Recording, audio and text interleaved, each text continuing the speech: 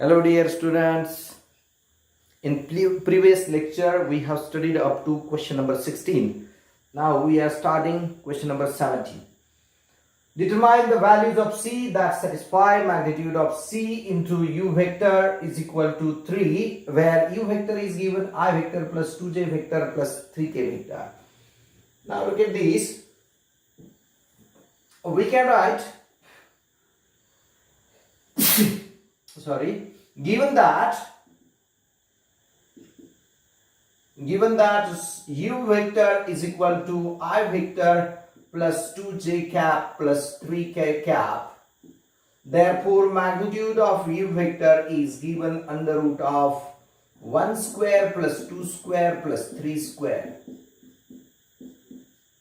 Therefore we can say that magnitude of U vector is equal to, it is nothing but under root of 1 plus 4 plus 9, that is under root of 14. Alright, 9 plus 4, 13 plus 1 is 14, under root of 14. Given that magnitude of C into U vector is equal to 3. Therefore, we can say that C into magnitude of U vector is equal to 3. Now substitute this value here. Therefore, or we can say that therefore C square is nothing but equal to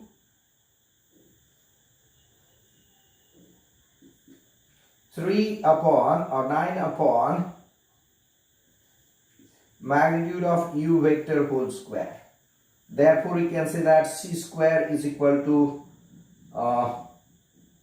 9 upon 40, and therefore value of C is nothing but plus or minus 3 upon root 40. Why this plus or minus is there? Because vector is in any direction, its magnitude is same. Well, that's why we have taken square. Okay? Square क्यों लिया है? क्योंकि it is magnitude of C vector into U vector is same as that of magnitude of minus C vector into plus C vector. यानी हम इसको ऐसा लिख सकते हैं, C square is equal to 9 upon magnitude of, to make them both positive. ठीक है? और फिर स्क्वायर रूट निकाल के इसकी वैल्यू C की वैल्यू आएगी प्लस और minus 3 upon root 40. Got it? Okay. Next question, question number 18.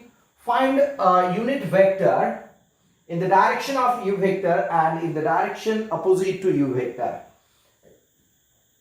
Now unit vector in any direction is given that the vector upon its magnitude, means first of all we are going to find magnitude of this U vector. Now given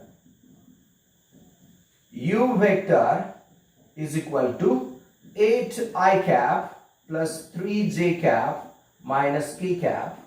Therefore, magnitude of U vector is equal to under root of 8 square is 64 plus 3 square is 9 plus 1. Taking addition, it is under root of 74. Magnitude of U vector is nothing but root 74. Means that is 37 into 2, means we cannot divide it or we cannot factorize it. We cannot find any number which is the square root of any number. Means we cannot write in mixed third form. It is same root 74. It is the magnitude of U vector. Therefore, first one is unit vector in the direction of U vector is U cap is equal to U vector upon magnitude of U vector. That is 1 by root 74 into 8i cap plus 3j cap minus k cap. And second one, unit vector in direction opposite of U vector, opposite to U vector is, it is nothing but minus U cap, and that is minus U vector upon magnitude of U vector, that is minus 1 upon root 74 into 8 I cap plus 3 j cap minus k cap. This is just revision of the concepts. ये ऐसे question board exam में 1 mark के लिए आ सकते हैं, लेकिन सीटी या जेडब्ल्यू में ऐसे क्वेश्चन पूछे जाने की कोई संभावना नहीं है। लेकिन ये बोर्ड के हिसाब से और कंसेप्ट अंडरस्टैंडिंग और कंसेप्ट स्ट्रांग होने के लिए इंपॉर्टेंट है, इसको एक बार नोट कर लीजिए। आगे देखते हैं क्वेश्चन नंबर 19 की तरफ। Now look at for question number 19. Find a vector in the direction of a vector is equal to I cap plus 2j cap that has magnitude of 7 units. Now look at this.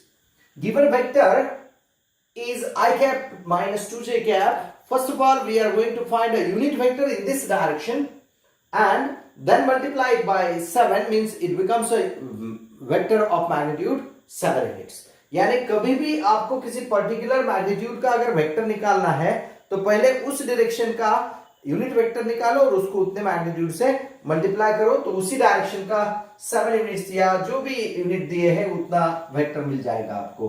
Given है a vector is equal to I cap minus 2j cap. Therefore we can say that magnitude of a vector is equal to under root of 1 square is 1 and minus 2 square is 4, that is under root of 5. Therefore unit vector in the direction of a vector is given by a cap is equal to a vector upon magnitude of a vector, that is 1 upon root 5 into I cap minus 2j cap. Therefore vector of magnitude 7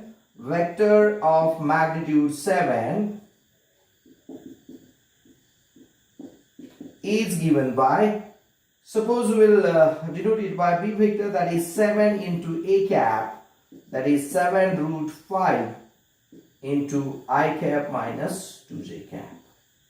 This is your required answer. समझ में आया आपको? In this same direction, अगर opposite direction में बोलते हैं तो इसको माइनस से मल्टीप्लाई करना पड़ेगा। अब read question number 20 carefully. Find the distance of the point from different planes and axis. तो ये 4th लेक्चर में हमने इसके बारे में एक वीडियो भी देखा था, ये कंसेप्ट पूरे हमने अंडरस्टूड किए हुए हैं। तो याद करो, distance of any point from x y plane is nothing but its modulus of z coordinate. यानी यहां पे हम पहले लिखते हैं कि given point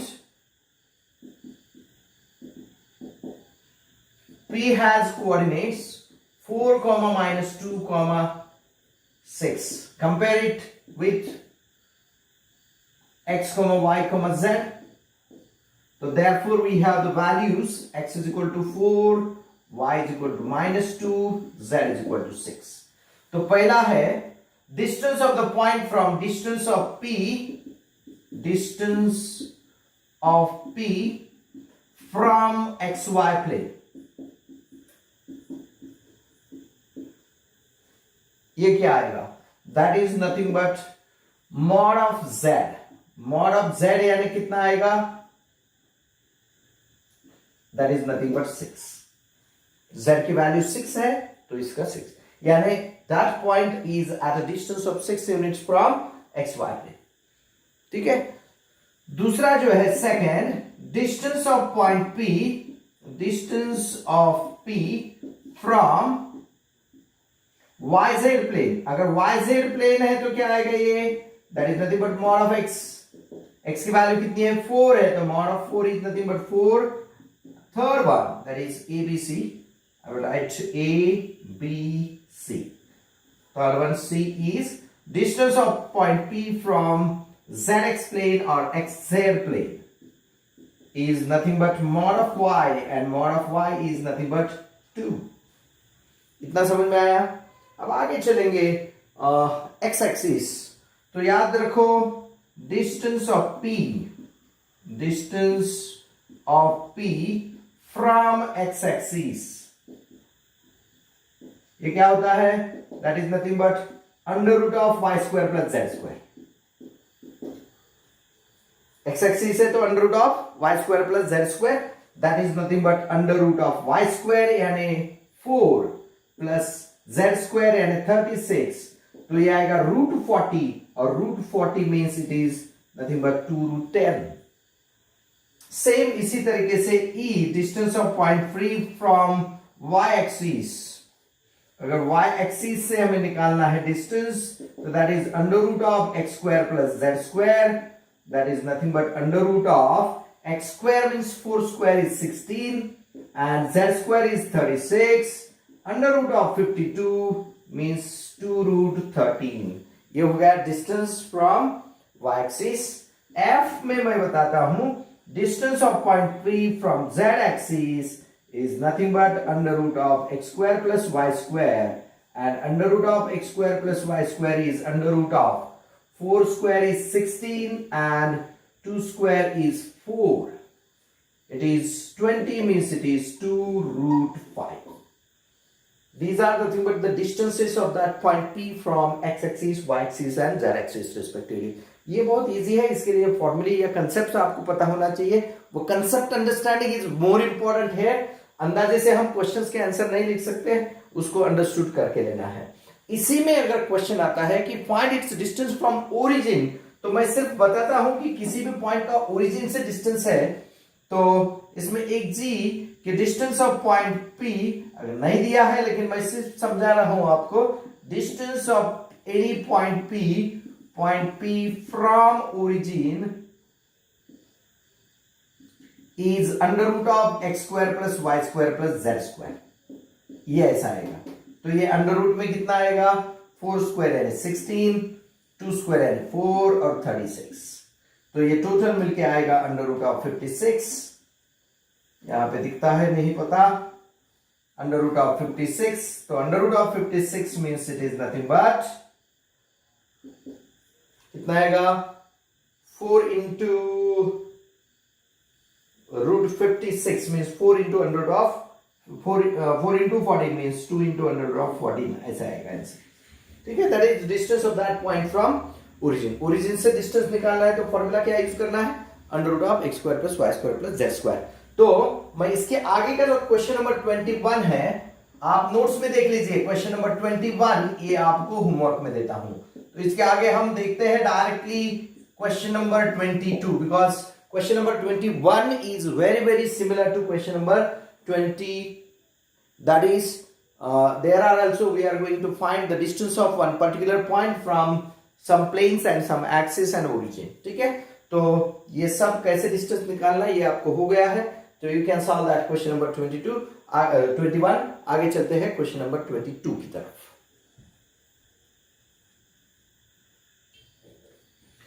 Now read question number 22. Find the coordinates of the point which is located at 3 units behind YZ plane, 4 units to the right of XZ plane and 5 units above the XY plane. Means here they have considered the one as usual method to represent x-axis, y-axis and z-axis. In general, in geometry we are representing x-axis here, y-axis here and z-axis in above direction. Now this direction of x-axis is considered to be positive x-axis, this is positive y-axis and this is positive z-axis. In this way, this direction of z-axis is always considered to be above the xy plane and this direction is below the xy plane. Means in above the xy plane all z coordinates are positive and on below the xy plane all z coordinates are negative. Similarly, now suppose if you consider this as a yz plane, then this direction यानी उसे कहते हैं yz plane का in front direction, and behind that, now this is the yz plane, so behind that it is negative z x-axis. Means behind the yz plane x coordinates are negative, in front of yz plane the x coordinates are positive. And similarly for xz plane, this is xz plane, on the right side of xz plane there is a y axis, means exact plane के right side में y coordinate positive हो गए और exact plane के left side में y coordinates negative हो गए। अब डिस्टेंस पता है तो सिर्फ हमें प्लस और minus sign according to these words behind, right and above और बिलो, ठीक है, ये वर्ड यूज करके हमें साइन कन्वेंशन देना है।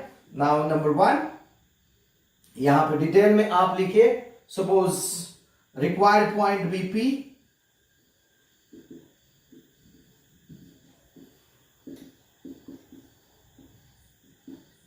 therefore P has coordinates।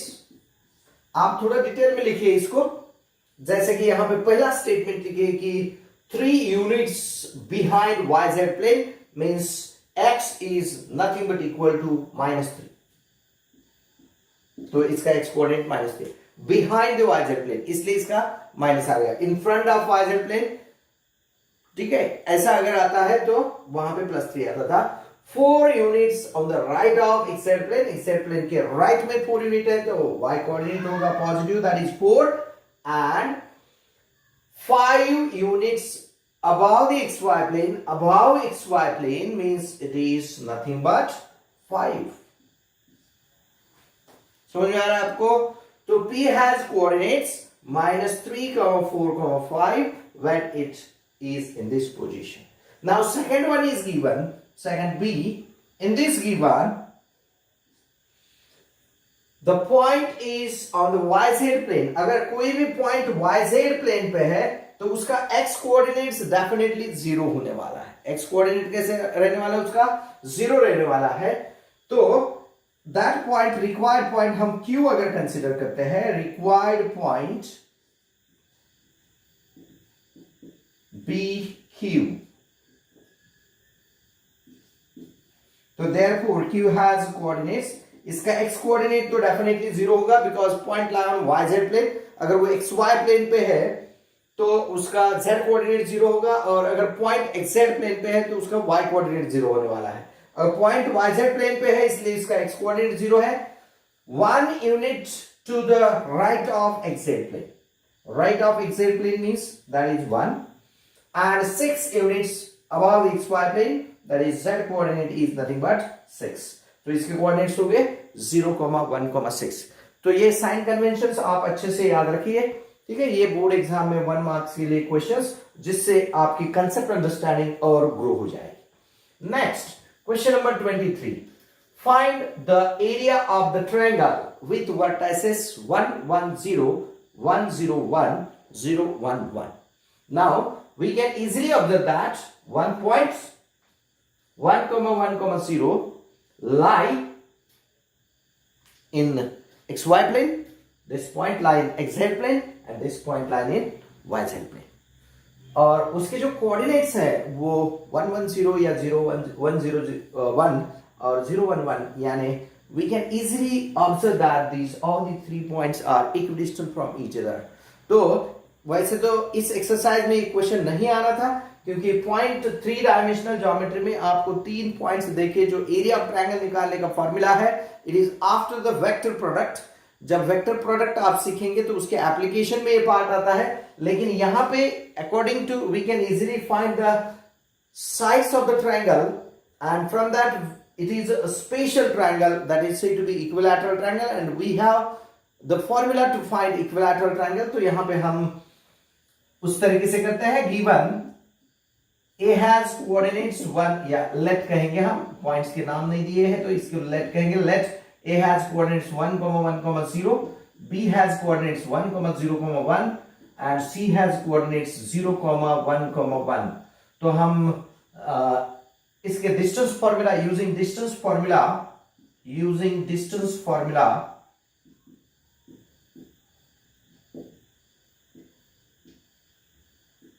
we can find AB, that is nothing but equal to under root of 1 minus 1 whole square plus 1 minus 0 whole square plus 0 minus 1 whole square, that is nothing but under root of 0 plus 1 plus 1, that is root 2। say AB root 2 आया। Similarly we can say that BC is equal to root 2 as well as AC is equal to root 2। So therefore we can say that triangle ABC is equilateral triangle with the side √2. √2 unit side होने वाला ये equilateral triangle है. Therefore, area of triangle ABC is given by √3/4 into side square. That is nothing but equal to √3/4 into side square. Side square यानी √2 का square, that is nothing but 2, और that is nothing but √3/2 square units. तो ये आपका answer हो गया question number 23 का. समझ में आ रहा है आपको? तो चलो आप इसको नोट कर लो. आगे चलते हैं क्वेश्चन नंबर 24 की तरफ.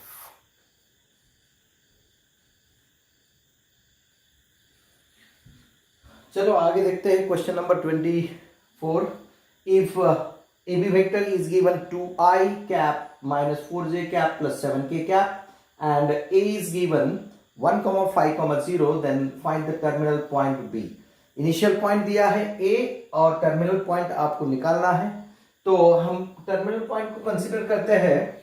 जैसे कि गिवन है, given A has coordinates 1, 5, 0. Let B has coordinates x, y, z. B को हमने x, y, z कंसीडर किया. Let A vector and B vector be position vectors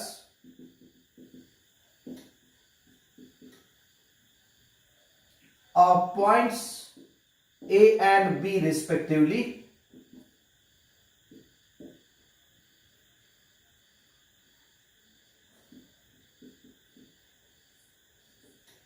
तो A वेक्टर आपको मिलेगा i cap plus 5j cap and B vector मिलेगा xi cap plus yj cap plus zk cap.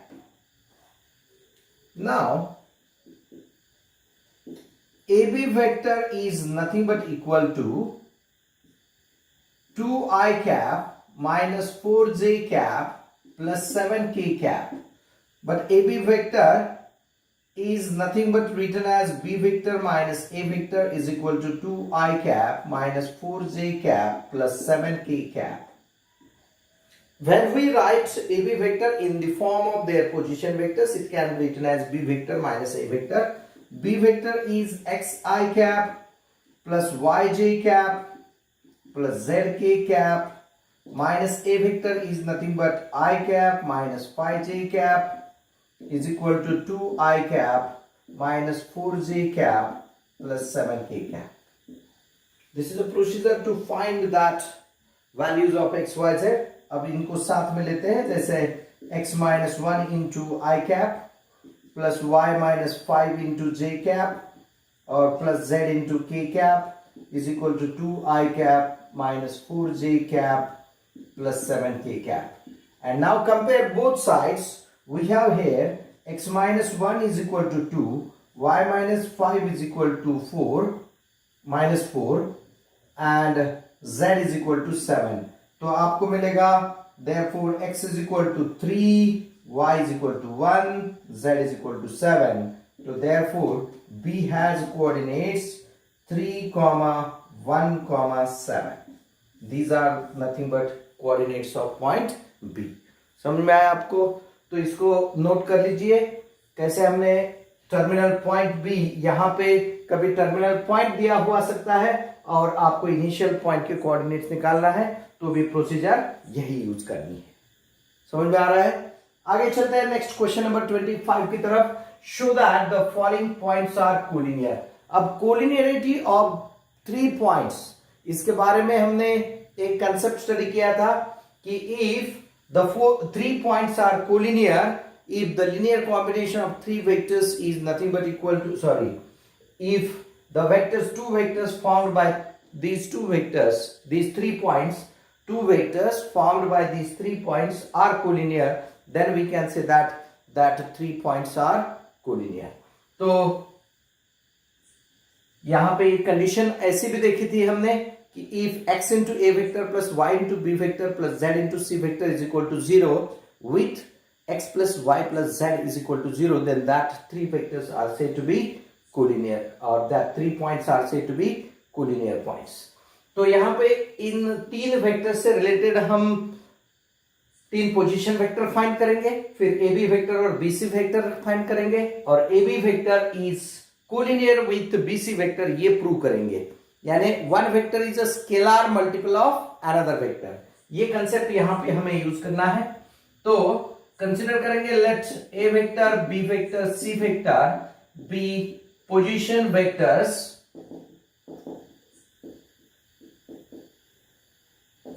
of points A, B, C respectively.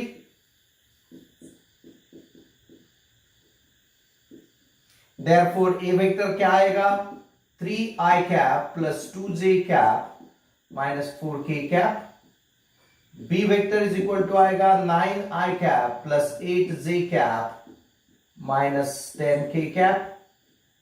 और C vector is equal to आएगा minus 2i cap minus 3j cap plus k cap. तो हम find करते हैं पहले A B vector, that is B vector minus A vector. तो B vector minus A vector में direct लिखता हूं.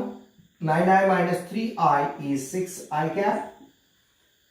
8j minus 2j is plus 6j cap, and minus 10k minus plus 4k, minus जब करेंगे तो प्लस 4k होगा, तो minus 6k cap.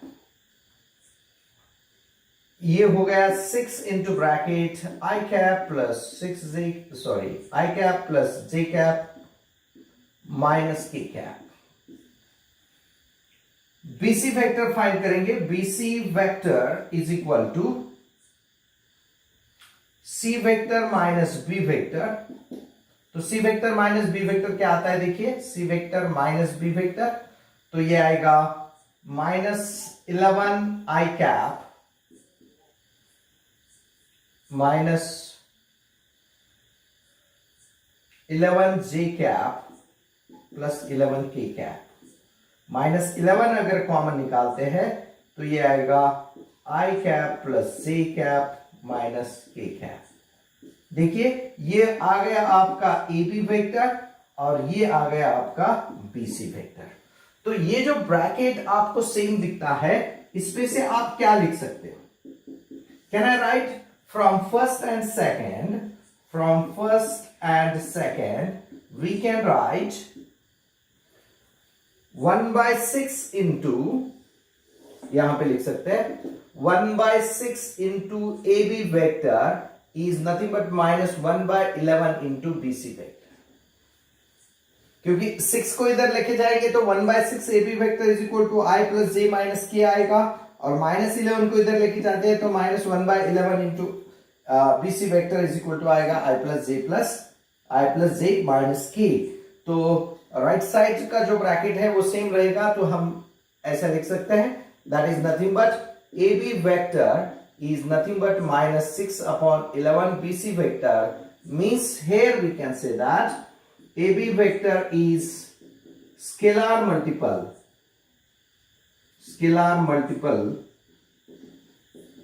of BC vector.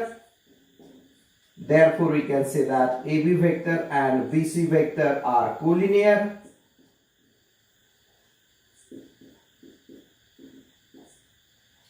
And B is a common point in AB vector and BC vector. Therefore, we can say that points ABC, therefore points ABC are collinear. इसमें points collinear लिखने के लिए ये दो vector में एक point तो भी सेम होना बहुत जरूरी है. तो B point is same in this B vector, AB vector and BC vector. That's why we can say that 3 points are collinear points. समझ में आ रहा है आपको? तो इसको नोट कर लीजिए. हम क्वेश्चन नंबर 25 का सेकंड क्वेश्चन देखते हैं. ओके, चलो नोट करो.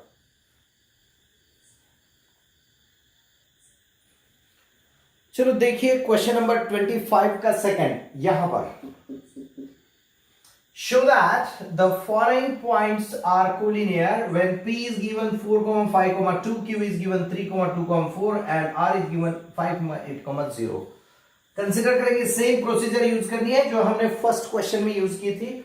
Late P vector, Q vector, R vector be position vectors of points P, Q, R respectively.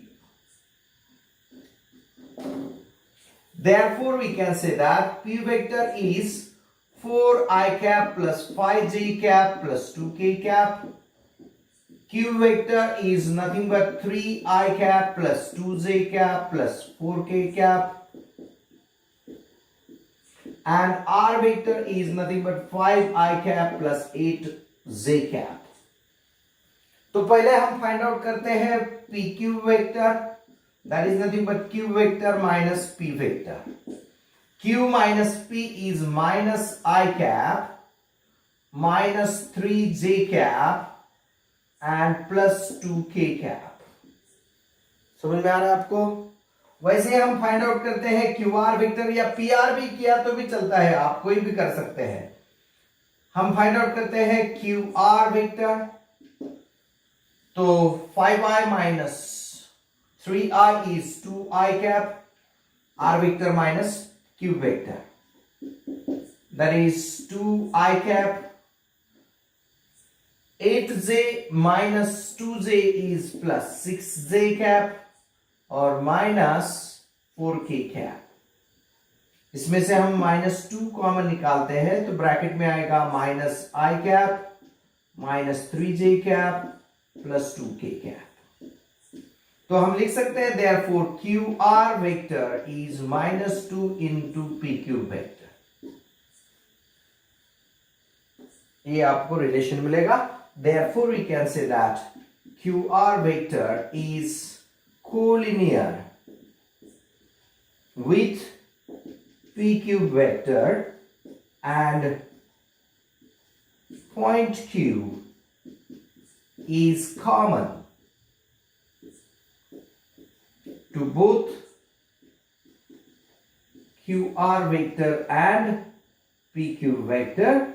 Therefore, we can say that points PQR are collinear points. Are collinear. समझ में आया आपको? Procedure वही है जो हमने फर्स्ट में यूज किए थे, इसलिए हम क्वेश्चन नंबर 26 आपको होमवर्क में दे रहे हैं. क्वेश्चन नंबर 26 सेम है. Show that the points A, B, C are collinear. In the same way, पहले आप A vector, B vector, C vector position vectors find out करो, फिर AB वेक्टर और BC वेक्टर फाइंड आउट करो और show that AB vector is scalar multiple of BC vector और AC vector is scalar multiple of AB vector. आप कुछ भी कर सकते हो. नेक्स्ट क्वेश्चन नंबर 27 में क्या दिया है देखिए. If the vectors 2i minus qj plus 3k and 5i minus 4i minus 5j plus 6k are collinear. अब हमें पता है when two vectors are collinear their coefficients of I, j, k are in proportion. तो let's हम इसको A vector कहते हैं. A vector is 2i cap minus qj cap plus 3k cap and B vector is equal to 4i cap minus 5j cap and plus 6k cap. तो therefore हम यहां पे और as A vector is collinear with B vector, therefore we can say that 2 by 4 must be equal to minus q upon minus 5 is nothing but equal to 3 by 6. Therefore we have 1 by 2 is equal to q by 5 and therefore q is nothing but equal to 5 by 2. This is the value of q. दोनों side को 1 by 2 आने वाला है, इसको q by 5. q by 5 is 1 by 2. It means q is nothing but 5 by 2. In this way, the value of q is 5 by 2. Okay? This is about the question number 27. आगे चलते हैं question number 28 की तरफ.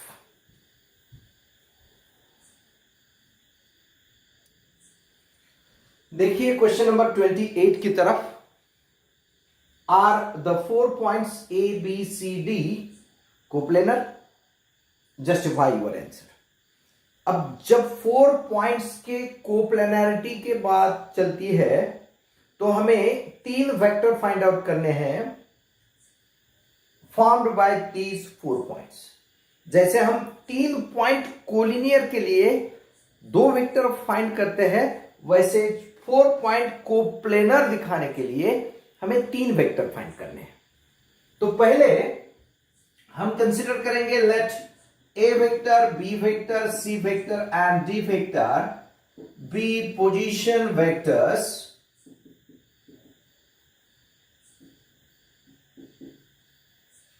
of points A, B, C and D respectively. तो position vector find करेंगे। A vector is equal to आएगा i cap minus j cap plus k cap. B vector आएगा minus i cap plus j cap plus k cap. C vector आएगा i cap plus j cap plus k cap. और D vector आएगा 2i cap minus 3j cap plus 4k cap. इन 4 vectors से लेके और 4 points को लेके हमें 3 वेक्टर्स फाइंड करने हैं। जैसे ए बी वेक्टर फाइंड करना है, that is nothing but B vector minus A vector. B vector minus A vector करेंगे तो minus I minus 2i cap plus 2j cap minus 0। फिर हम फाइंड करेंगे एसी क्या, AC vector. AC vector is nothing but C vector minus A vector. तो C vector minus A vector I minus I 0 हो जाएगा। J plus J it is 2j cap and K minus के 0 हो जाएगा।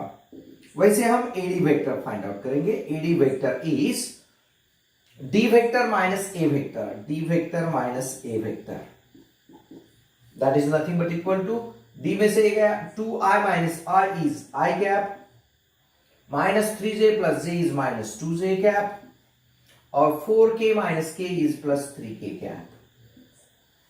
ठीक है, तो यहां पे AB वेक्टर, AC वेक्टर और AD वेक्टर 3 वेक्टर हमने फाइंड किए। अब 3 वेक्टर कोप्लेनर कब होते हैं? जब उनका लीनियर कॉम्बिनेशन 0 होता है या any one of these 3 vector is a linear combination of another 2 vectors। तो ये पॉसिबल है क्या, ये चेक करना है हमें, वेदर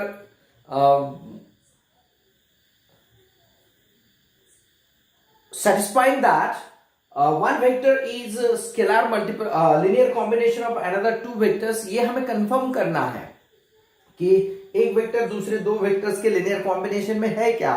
तो हम एक वेक्टर को कंसीडर करेंगे, let's AB vector is equal to some lambda into AC vector plus some mu into AD vector। इसके पहले भी एक एग्जांपल में हमने ये कंसेप्ट यूज किया था। हमें देखना है कि whether the values of lambda and mu exist or not। तो हमें क्या करना है, AB वेक्टर, AC वेक्टर और AD वेक्टर के ये जो वैल्यूज हमने निकाले हैं इसमें डाल के लैम्बडा और म्यू की 3 इक्वेशंस फाइंड करने हैं। 3 इक्वेशन में से कोई भी 2 इक्वेशन सॉल्व करके आपको लैम्बडा और म्यू के वैल्यूज निकालने हैं और we have to check whether that 2 values of lambda and mu satisfies the third equation और नॉट। अगर लैम्बडा और म्यू के मिले वैल्यूज थर्ड इक्वेशन को सेटिस्फाई करते हैं तो हमारे ये 4 पॉइंट कोप्लेनर होते हैं। और अगर लैम्बडा और म्यू के आए हुए वैल्यूज थर्ड इक्वेशन को सेटिस्फाई नहीं करते, इसका मतलब लैम्बडा और म्यू एग्जिस्ट नहीं होता। और लैम्बडा और म्यू एग्जिस्ट नहीं होता तो one vector cannot be written in the form of linear combination of another 2 vectors, hence we can say that vectors are not coplanar. तो हमने कंसीडर किया AB vector is equal to lambda into AC vector plus mu into AD vector. तो ये जो 3 values है यहां पे डालेंगे। AB वेक्टर क्या है, therefore AB vector is nothing but minus 2i cap plus 2j cap is equal to lambda into bracket AC vector is nothing but 2j cap or plus mu into bracket I cap minus 2j cap plus 3k cap. Therefore we can say that minus 2I cap plus 2j cap left side वैसे ही रखो is equal to अब mu into I cap. देखो I cap के लिए यहां पे कुछ भी नहीं है तो ये mu I cap प्लस ये 2 lambda minus 2 mu into J cap, 2 lambda minus 2 mu into J cap plus 3 mu into K cap. अब दोनों साइड को कंपेयर करो. ऑन कंपेयरिंग बोथ साइड्स हमें 3 इक्वेशंस मिलेंगे जिसमें मिलेगा therefore mu is equal to -2. एक इक्वेशन मिल गया या एक वैल्यू ही डायरेक्ट मिल गई. यहां पे जरूरी नहीं कि आपको डायरेक्ट म्यू या लैम्डा की वैल्यू मिल जाए, आपको 3 इक्वेशन भी मिल सकते हैं.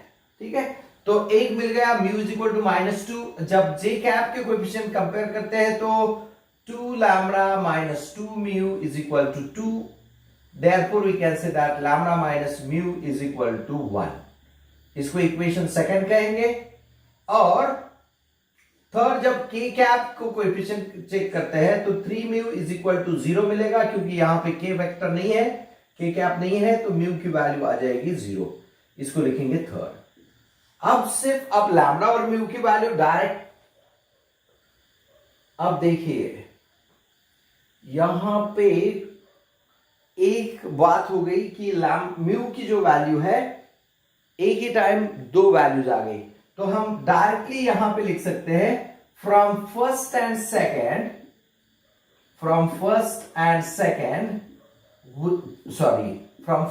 Third we can observe that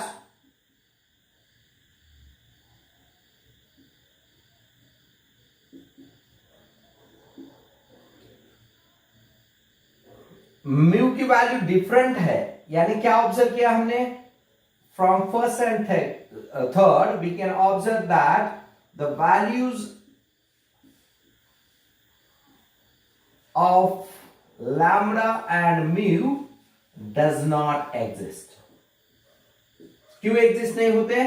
क्योंकि ये किसी पर्टिकुलर एक वैल्यू के लिए ये इक्वेशन सेटिस्फाई नहीं हो सकते.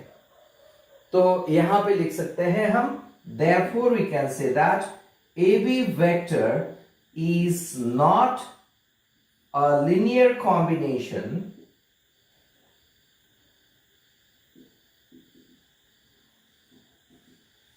of AC vector and AD vector. Hence we can say that therefore AB vector, AC vector and AD vector are not coplanar. वो कोप्लेनर हो ही नहीं सकते. are not coplanar.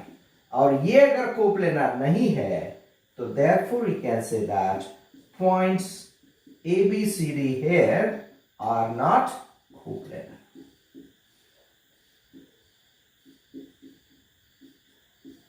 अब यहां पे आपने थोड़ा भी कंफ्यूज नहीं होना. आप जब भी इनको कंपेयर करेंगे और आपको ये वैल्यूज मिलेंगे, अगर ऐसा कभी होता है कि एक इक्वेशन में एक लेटर ये जो भी आपने आर्बिट्री कांस्टेंट लिया है उसकी वैल्यू अलग और दूसरे की वैल्यू अलग आती है तो ये पॉसिबल नहीं है. It is not possible. ऐसा भी लिख सकते हैं हम. ठीक है, म्यू इज इक्वल टू -2 और म्यू इज इक्वल टू 0 दो वैल्यूज म्यू के हो नहीं सकते. एक ही वैल्यू, क्योंकि हमने ये थ्योरम प्रूव किया हुआ है कि there are exactly it is linear combination is always unique. किसी भी वेक्टर्स के लिए कोप्लेनर जो वेक्टर होते हैं तो यूनिक लिनियर कॉम्बिनेशन हमें यहां नहीं मिल रहा है, यानी ये वेक्टर कोप्लेनर नहीं है.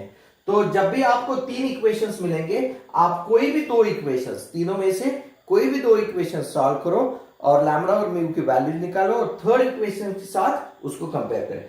इसके आगे के क्वेश्चंस में हम वो देखने वाले हैं. तो आज के लेक्चर में इतने क्वेश्चंस काफी है. फिर मिलते हैं नेक्स्ट लेक्चर में from question number 29. Thank you.